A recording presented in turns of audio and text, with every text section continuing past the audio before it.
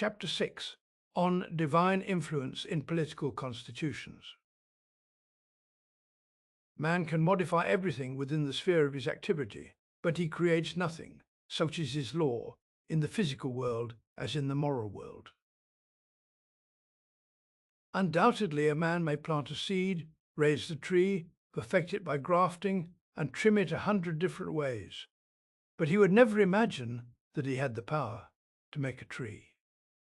How can he have imagined that he had the power to make a constitution? Would it be from experience? Let us see what experience teaches us. All free constitutions known to men have been formed in one of two ways. Sometimes they have germinated, as it were, in an unconscious manner through the conjunction of a multitude of so-called fortuitous circumstances. And sometimes they have a single author who appears like a sport of nature and enforces obedience. In either case, here are the signs by which God warns us of our weakness and of the rights that he has reserved to himself in the formation of governments. 1. No constitution is the result of deliberation. The rights of the people are never written, or at any rate, constitutive acts or fundamental written laws are never more than declaratory statements of anterior rights about which nothing can be said except that they exist because they exist. 2.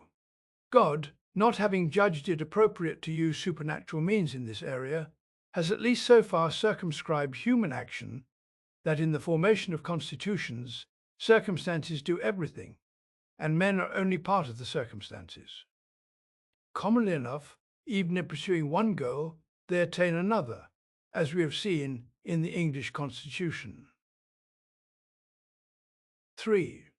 The rights of the people, properly so called, often enough proceed from the concessions of sovereigns, and in this case can be verified historically. But the rights of the monarch and the aristocracy, at least their essential rights, those which we may call constitutive and basic, have neither date nor author. 4. Even these concessions of the sovereign have always been preceded by a state of affairs that made them necessary and that did not depend on him. 5. Although written laws are merely declarations of anterior rights, it is far from true that everything can be written down. In fact, there are always some things in every constitution that cannot be written and that must be allowed to remain in dark and reverent obscurity on pain of upsetting the state. 6. The more that is written, the weaker the institution becomes, and the reason for this is clear. Laws are only declarations of rights, and rights are declared only when they are attacked, so that a multiplicity of written constitutional laws proves only a multiplicity of conflicts and the danger of destruction. This is why the most vigorous political system of secular antiquity was that of Sparta, in which nothing was written. 7. No nation can give itself liberty if it is not already free. When a nation begins to reflect on its existence, its laws are already made. Human influence does not extend beyond the development of rights already existing, but disregarded or disputed. If imprudent men overstep these limits with reckless reforms, the nation will lose what rights it had without attaining those it hopes for. From this follows the necessity of innovating, only rarely and always with moderation and trepidation. 8. When Providence decrees the more rapid formation of a political constitution, there appears a man invested with an indefinable power. He speaks and makes himself obeyed. But these marvelous men belong perhaps only to the world of antiquity and to the youth of nations. Whatever the case, the distinctive characteristic of these legislators par excellence is that they are kings or high nobles. There never has been, nor can there ever be, any exception to this. This is why Solon's constitution was the most fragile of antiquity. Athens' days of glory, which were so ephemeral, were soon ended by conquest and tyranny, and Sauron himself lived to see the Pisistratids. 9.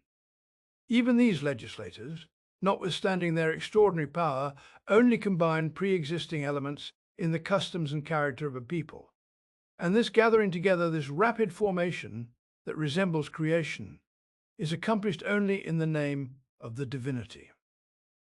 The polity and the religion are founded together, the legislator is scarcely distinguishable from the priest, and his public institutions consist principally in ceremonies and religious holidays. 10. In one sense, liberty has always been the gift of kings, for all free nations were established by kings. This is the general rule, and the exceptions that may be mentioned would also fall under the rule if they were examined closely. 11.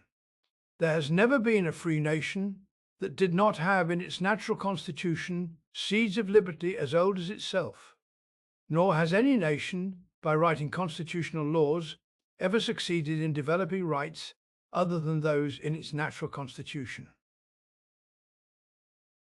12.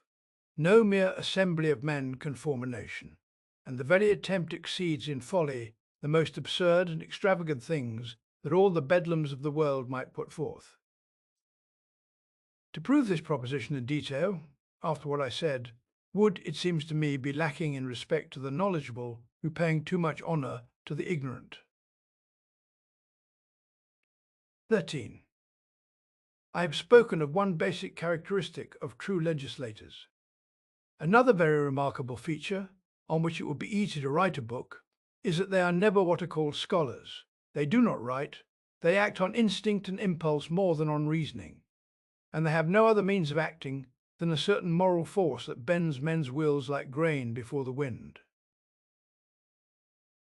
I could say some interesting things in showing that this observation is only the corollary of a general truth of the highest importance, but I'm afraid I digress.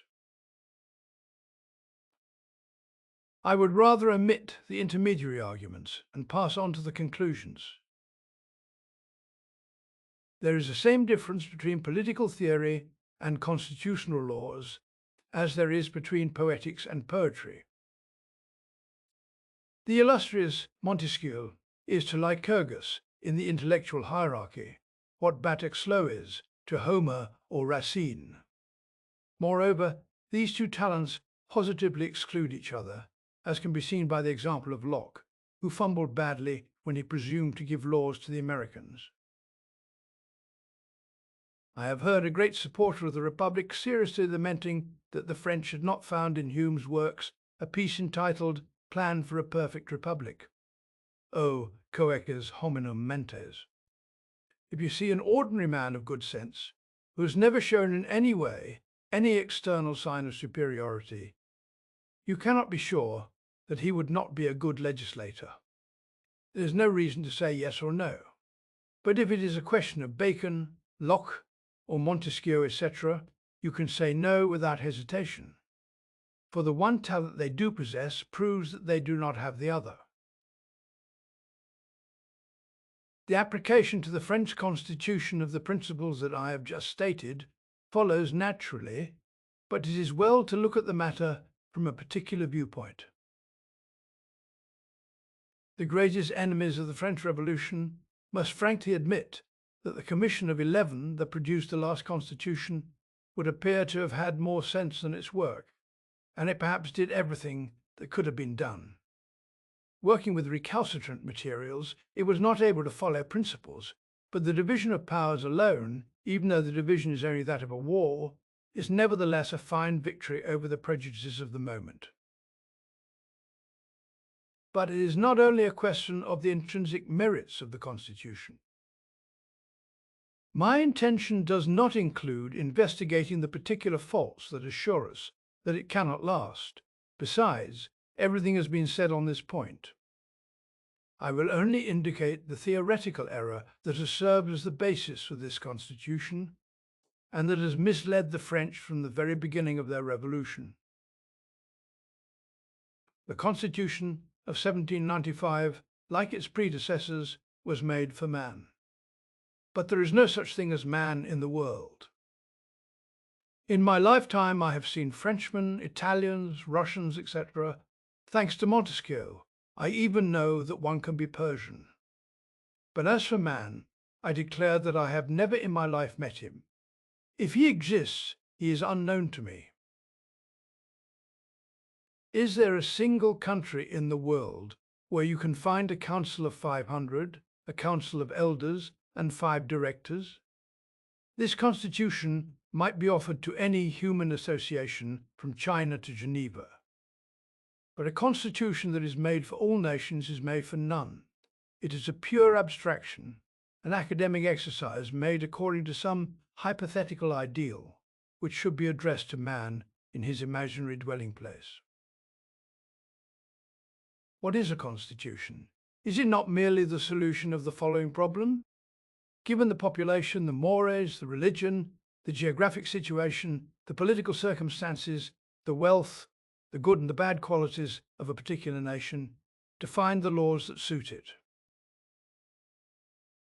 Now, the Constitution of 1795, which treats only of man, does not grapple with this problem at all. Thus, every imaginable reason combines to prove that this work does not possess the divine seal. It is only a school composition. Consequently, already at this moment, how many signs of decay?